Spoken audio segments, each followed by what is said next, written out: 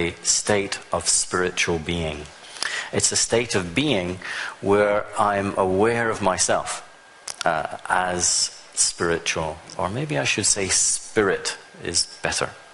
That sounds easy in theory, easy in words, but it's not so easy in the day-to-day, moment-to-moment life where we're faced not so much with spiritual experience, but we're having to deal with very, very challenging physical experiences.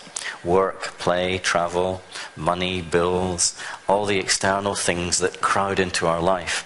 And they all distract us from our primary state of being, which is a spiritual state. And the primary state of the spiritual state is, for me, one of happiness. However, we tend to use that word in many different ways, in many different instances, to describe many different experiences.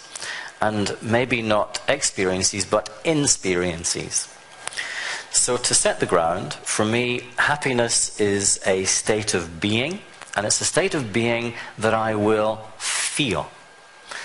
However, when we start talking about our feelings, then we start using words to describe what we feel, and everyone uses words in different ways, and every word has a different meaning for a different person.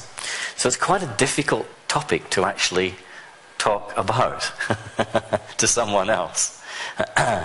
Benevolent and nice. And Andrew tells him, if you pretend to be something for long enough, you will become that thing. Or something to that effect. That got me thinking about the way we live our lives. If we pretend to be an unhappy, pissed off person, we will become that person. If you spend your entire working career thinking, God damn it, this sucks and I really want to retire, I really hate my job, even if your job is awesome, you're going to hate it. However, like the people on Mike Rowe's show, if you think, wow, this is a pretty nice job, I'm so glad that I have it, you might actually like your job, even if your job is shoveling pig shit all day. In his TED Talk, Dan Gilbert talked about synthesizing happiness and how our brains are so damn good at it, which makes me think fake it till you make it isn't really that bad of an idea. We should just pretend that we're happy-go-lucky people, and eventually, that's what we become. In a way, that's how YouTube works for a lot of people, one of which is Charlie McDonald, and he recently talked about this. As YouTube content creators, generally, we're very shy, nerdy, basement of your mom's house kind of people, but we pretend to be a little bit more outgoing because it produces better content and people want to watch that more often. As a result, we actually become slightly more outgoing and fun people in real life when we're off of the camera. Sure, sometimes it's only a slight increase,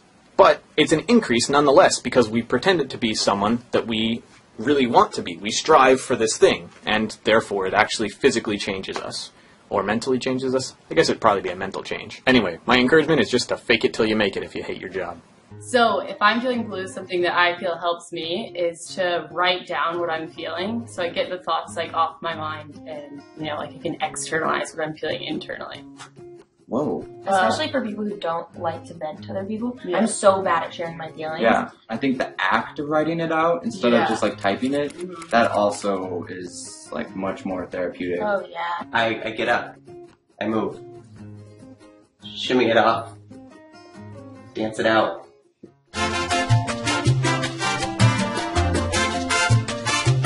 Moving, it gives you endorphins, gets you out of where you're at and gets you thinking about other things, and it just makes you happy. I find it that making something makes me feel happy. Doing something with my hands, like arts and crafts kind of thing.